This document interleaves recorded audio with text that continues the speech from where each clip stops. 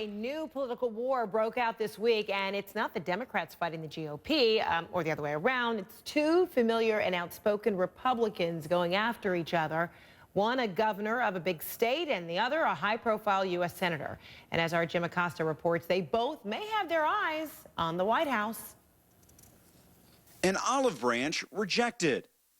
I'm running for re-election in New Jersey. I don't really have time for that at the moment. After accusing New Jersey Governor Christie of harming national security by hoarding federal relief money for Hurricane Sandy victims. This is the king of bacon talking about bacon. Kentucky Senator Rand Paul seemed to ask for forgiveness, suggesting a sort of ceasefire between the two outspoken Republicans. And I think with Governor Christie, it's gotten a little too personal, so we're ready to kiss and make up. But on a New Jersey radio program, Christie would have none of it. I don't know why Senator Paul's so, out of whack about this. At the end of the day, I never called him any names. It all began last week in what could be the first shots fired in the battle for 2016. Christie slamming Paul for his criticism of government surveillance.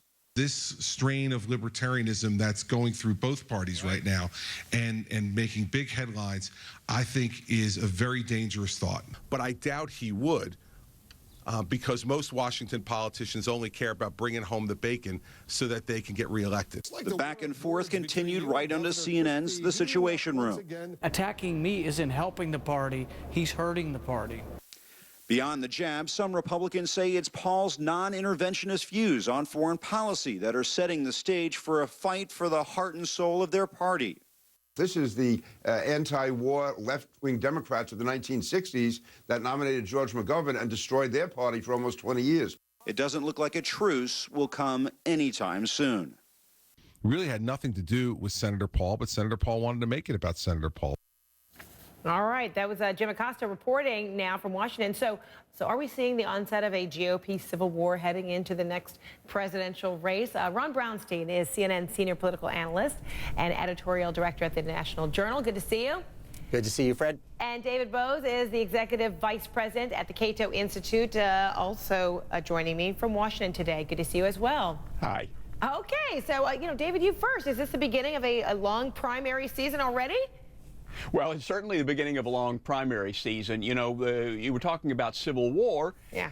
Party primaries and certainly presidential primaries ought to be about ideas. And I don't think that makes it civil war. I think the Republicans are going to have a debate here about the role of government, both at home and abroad, the NSA spying, the surveillance. Is that gone too far?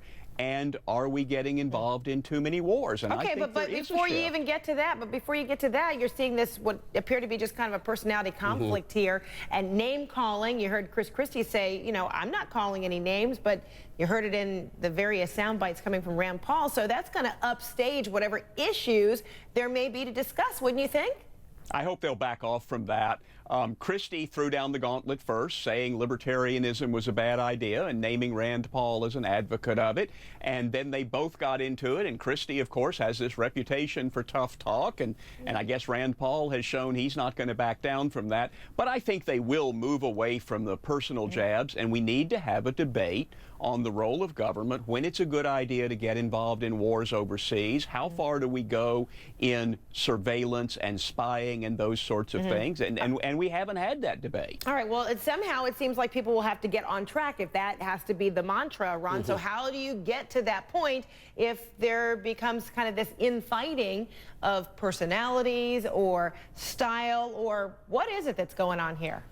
Well, I basically agree with David that over time the issues are going to kind of overshadow the personalities, but there's no question. I mean, it's kind of revealing on both fronts here.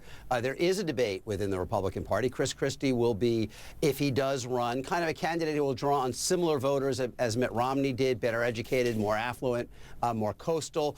Rand Paul, if he does run, Ted Cruz, if he does run, folks like that will be drawing on the more ideological kind of wing of the party, the more populist wing of the party, the anti-establishment wing. And so what you saw is actually a revealing prediction of what you might see in 2016. But I think it's also a warning to both of these two men. Christie is someone who is famous for not turning the other cheek, and Rand Paul has made his style largely around a kind of irreverence. And I think in each case, they're going to have to tone that down to be seen as fully presidential if they do run in 2016. And this was kind of a reminder of that. But what do you mean this is a turning point? Because shortly after the election, it was said that that was the turning point for the Republican Party. There wasn't any real cohesion. There was too much infighting. There were too many people, imposing different directions. And now you've got this. I mean, we're really on the eve of, the presidential race, or I guess the next presidential race always begins after, one just ends. But, right. It seems as though if there's cohesion that has to be sought, it doesn't seem as though we're seeing within the GOP there is that. Well, there's never, look, a party never has, a party that's out of the White House never has an unequivocally agreed upon direction. But I would say I think the Republican Party has moved pretty clearly since the election. In the immediate aftermath of 2012, when Mitt Romney won a higher share of the white vote than Ronald Reagan did in 1980 and still lost badly, there was a sense, an overwhelming sense in the party, what you saw in the report from the RNC Commission that looked at this, that they had to expand the base, they had to reach out more to minorities, they had to reach out more to young people. Rand Paul kind of reflects that in some ways, arguing that his agenda would help broaden the party. But I think what you've seen, Fred, in the 8 months since is kind of a tectonic pull back toward the argument that really what the party has to do is turn out its base, and therefore all of this talk about repositioning is wrong-headed, and we need to kind of pursue a more uniformly conservative agenda, with the one caveat that, as I think David noted, that on the issues of national security and surveillance, exactly what is a true conservative agenda is suddenly very much in dispute. So, David, if there's a mission statement, what is it? Well, I think that there is clearly a libertarian shift in American politics these days, and it runs from issues like gay marriage and marijuana legalization to the opposition to Obamacare, concern about deficits and overspending. And to me, the Democrats are not well positioned for a lot of those issues, including the NSA spying issue. And the Republicans are now having a debate about whether they're going to move in a libertarian direction that might appeal to more young people, to more independents and moderate voters than they got in the last two elections, or whether they're going to try to stick with the agenda and the programs that lost them the last two elections. So I wonder whether we call it infighting or disorganization or finding its way, does this kind of create an advantage, however, for the Democrats, Ron? No, I don't think. Go ahead. Go ahead. Oh, I was going to say, I mean, look, Republicans have to really figure out, they have lost the popular vote in 5 out of the past 6 elections, just as Democrats did from 68 to 88. That doesn't happen by accident. It happens because the coalition that you are attracting with your message is simply no longer a national majority. And I think the evidence, as I said, from 2012 is very clear on that. There are different theories in the Republican Party about what went wrong and how to fix it. The initial theory was we had to broaden the base. I think the new theory is we can win even relying almost entirely on white voters by just turning out more of the base. And I think what David is suggesting is right. There will be an argument in 2016 about where libertarian ideas fit in. But the challenge is that the voters that he's talking about, young voters, independent voters, have not been big players in the Republican primaries. 60% of the total electorate in 2012 in those Republican primaries were over 50. So if Rand Paul is going to be a serious candidate, he's going to have to bring in people who don't normally vote in primaries, and that is not easy to do. So David, let me let you have the last word on that then.